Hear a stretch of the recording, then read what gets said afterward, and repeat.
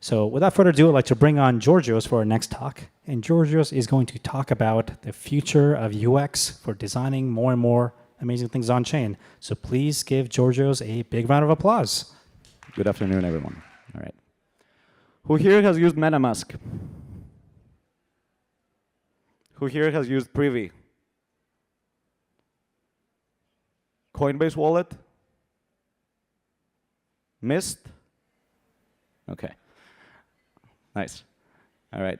So all of that stuff is getting closer and closer to what true crypto, full force crypto UX enables us.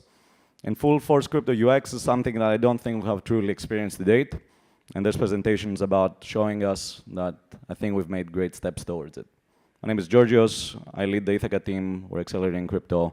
And I also invest at Paradigm. All right, what's going on? Okay, great. So who knows what this is, this model? Okay, great. More people should know what this model is. This is the Stripe Link model. Stripe is one of the biggest companies in the world, and they basically route all payments. Web 2 UX is really, really good. You go to a website, you enter your card information, and click pay, and it works. And if it doesn't work, you get your money back. Fantastic. Gets better. Shopify has Shop Pay. Shop Pay is a one-click checkout solution where you insert your email and you pay. If you don't have an email, it sends you an SMS, and you insert a code, and you pay. Hell, you don't even need money. They have buy now, pay later, which means I can go one click without even having the money, and I can still pay and buy my goods. So until we have this type of UX, the word consumer crypto is banned, and we're gonna figure out how to get to this kind of UX. Who here knows about the defense in depth or the Swiss cheese model of security? Okay. What it says is that if I'm an adversary and there's a bug, I'm going to layer a bunch of things in a row, and hopefully the bug from the left side is not going to enter my code base all the way to the right side. I claim that we have the same issue, but in UX, where you don't have an adversary, you have a user. You have to manage keys, you have to manage fiat, you have to know what gas is, then you get a pop-up, oh my god, I need to change my chain, where's my gas money, I need to use a bridge. That's a lot of stuff. And after you've done all of that stuff, you realize that, oh my god, everything I've done is public, so anyone can check what I've done. Who here has used Dymo? Okay, when you go to use, that's a small group, by the way. When you use Dymo, everything is public. There's a Dune dashboard, and I love Dymo. There's a Dune dashboard that when you go to, I can insert my name, and will show me all my transactions and my balance. Until we get to something that doesn't show that, we're not going to be able to compete with Web 2. So we need to solve all of these problems. And we built a company born out of the open source work that we've been doing for many years with Foundry, with Reth, with Alloy, Revm, and a bunch of other things to fix UX. And we called it ETHGlobal as part of our journey in crypto that lasts many years, and we resist a lot of temptations that pull us into short-term activities and really solving for the long run. And today I hope to demonstrate to you some things, assuming the demo gods allow me today, so we'll see what happens. So just to zoom out on what we're looking for from an account, not a smart contract, not a wallet. I just have an account that I get with an email or with something. An account is free. It means that I don't need to pay to create it or use it. It's safe, which means that I don't lose my money. I don't lose my account. There's no notion of a mnemonic or a hardware wallet or anything crazy that we've been taught about in crypto. It's easy to use, which means that if I'm drunk at 5 a.m. and I want to buy something and just like click, click, click, click, click, and it just goes through. And it's also usable everywhere, which means that if I'm on mobile, I can log in on desktop. If I'm on app A, I can log in on app B. If I'm on chain A, I can log in on chain B. And the hard thing about all of this stuff is that you need to really do everything everywhere all at once, right? And that's challenging, and that's a big problem, and that's why we've been for over 10 years in crypto, and we still haven't fixed this problem. It seems that a crypto-powered account can give you two very nice things. It can give you the superpowers of Stripe and the superpowers of Okta, where Stripe allows you to pay anyone anywhere, and Okta allows you to auth everywhere for free. And ideally, you can do it in one line, which means that you import the code in your web app, and you run that code, and lo and behold, you have not a wallet, not a smart contract wallet, not a smart account, an account. So stop using fancy words, just call it an account, call it a day, next. So my claim is that in 2025, crypto-powered accounts, or again, accounts, are going to not require you to think about keys. They're not going to require you to think about gas. They're not going to require you to think about the chain, which app you're on, or which device you're on. And if we don't have that, we're never going to grow beyond the internal cycle of meme coins and all of that stuff. And no shade, but I think we can do better. So today, I will try to demonstrate you a gasless, a keyless account that works across apps and across devices. It's not multi-chain, but I think we can also make it work multi-chain. So I'm going to, again, I'm going to pray to the demo gods that this stuff works. And yeah, we'll see what happens. So the first thing I'm going to do is I'm going to close this Wi-Fi panel. I'm going to switch tabs to, oh, is this on? Yep. All right. So this is our website, right? It's a harmless, normal website. Am I connected to the internet? I am connected to the internet. Great. So this is just a harmless website. You know, it could be your blog, your e-commerce page, honestly, whatever you want. It doesn't really matter. But what we did is that if you go to the blog on a thing that we called Experiment, and you scroll all the way down. You know, again, this is like a technical blog. It doesn't matter what the blog says. But this innocent-looking blog, as you scroll down, and it shows something that says your account. And it says register and sign in. So I'm going to register. I'm going to click register, and it's going to give me this pop-up. Who here knows what a passkey is? OK, great. Fantastic. So a passkey is a way that I can auth without having to think, which is really nice. Whereas right now, I need to think a lot when I want to auth, and that's a problem. So I'm going to click enter. It's going to prompt me. And if the demo gods are good, because my internet is really slow, this should create an account. All right. So this just created an account. But it's not an EOA. It's not a smart contract exactly. It's something new. It's something that's using a new EIP from the future called EIP 7702, which allows any what we've known of as an account to become a smart contract. So in this demo, we show, just to demonstrate to you that is a smart account or an account that can do excellent things, I can mint for free in this case, so you would need a DOS resistance mechanism. I can mint coins without gas, without pop-ups, just with the Touch ID, which is kind of nice. This doesn't require RPCs. This doesn't require bridges. This doesn't require key management, third-party apps, nothing. It's like just you go in and you experience real Web2 UX. You just log in, you click, you auth, action happens. Great. This account is pretty powerful because it can also do multi-calls. So not only does it do a single call, I can use it to do multiple calls, and you will see here how it's sent to 2 places. What's nice about this is that it means that this works for Uniswap, where they do approve and swap, and just works, which again is kind of nice. Now, another thing this account does really well is that it does cross-device login. So without third-party services. So to demonstrate this to you, I'm going to remove the account. I'm going to try signing in again. But this time, I'm not going to sign in with the existing passkeys that I had, and I've demoed this to a bunch of people, as you can see, so bear with me. I can use a phone, tablet, or security key. And actually, the nice thing that you will see is that not only does it work it also says it's on a USB security key, which is kind of nice. I can also do it with my YubiKey, which I've demonstrated to many people already.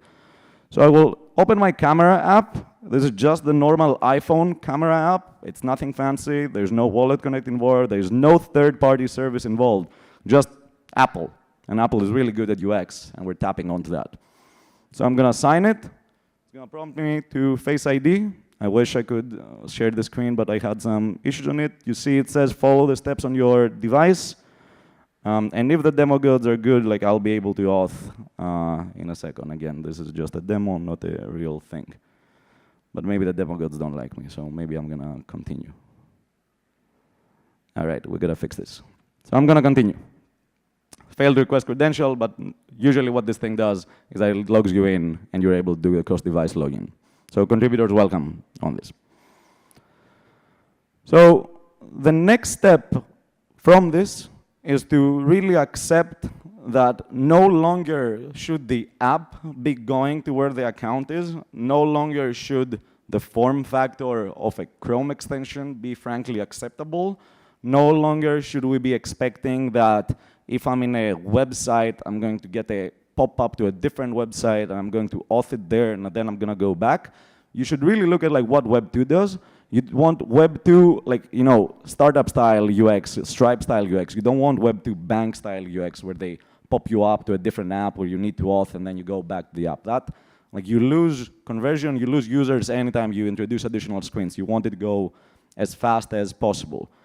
So the wallet goes to the app or the account goes to the app. Again, what you want is a one-line import that just works.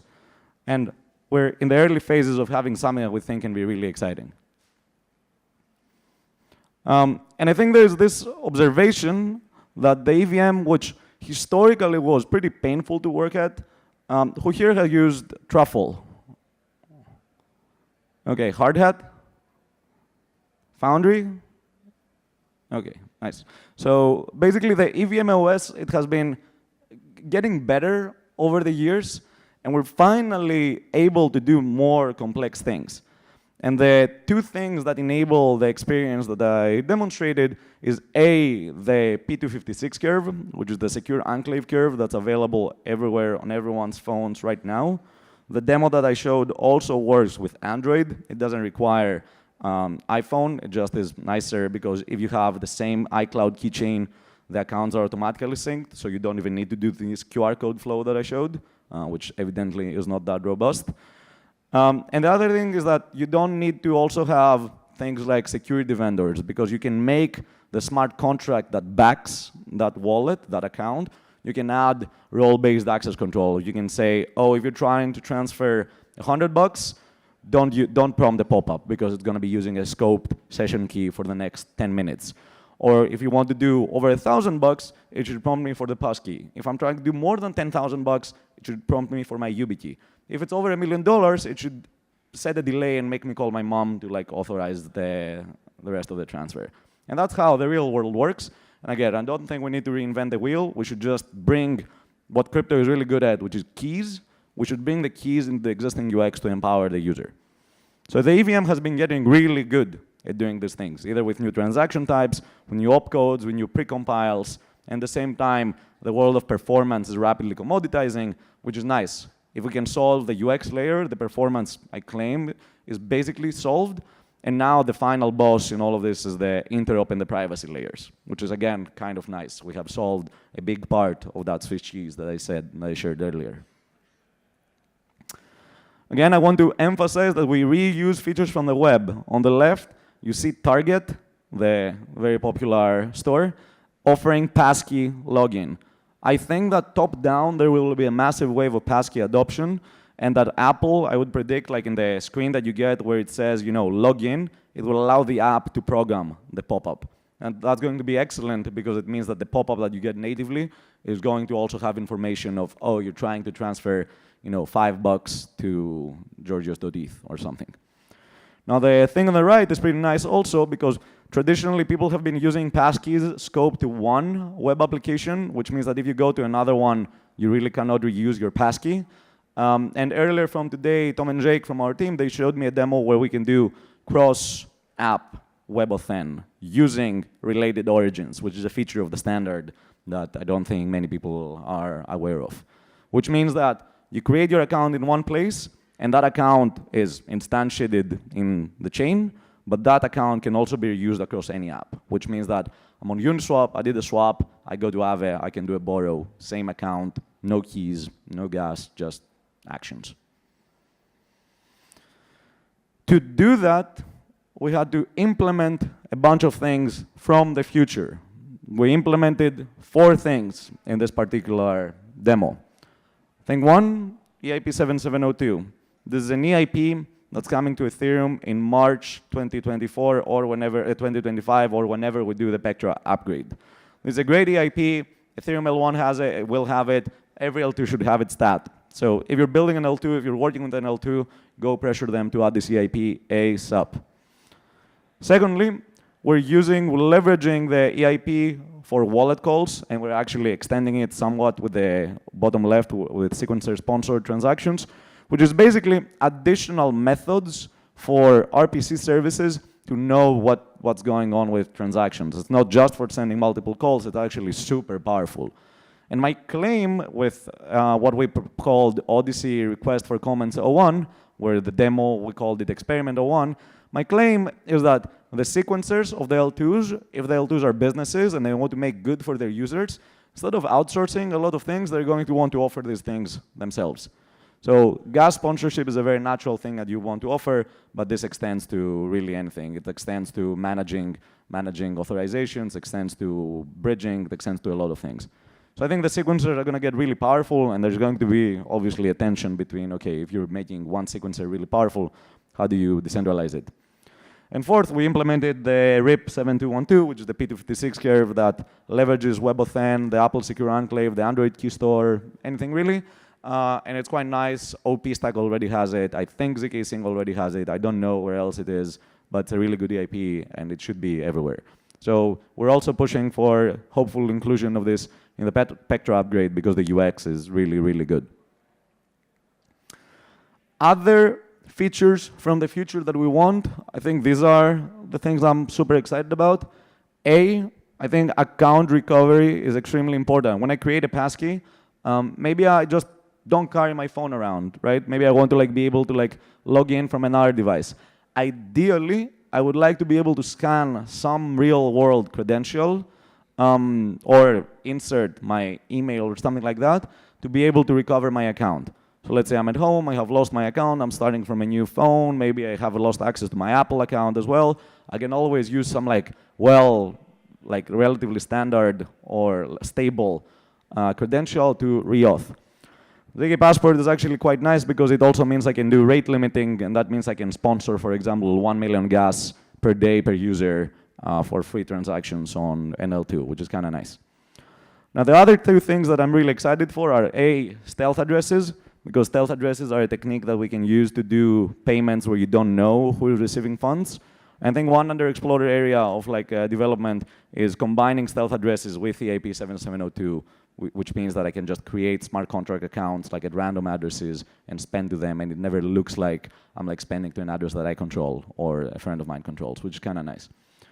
Now, many people have talked about fully homomorphic encryption. That stuff is slow, maybe it's fast with hardware, but what we want is things that can operate at a gigagas plus per second performance.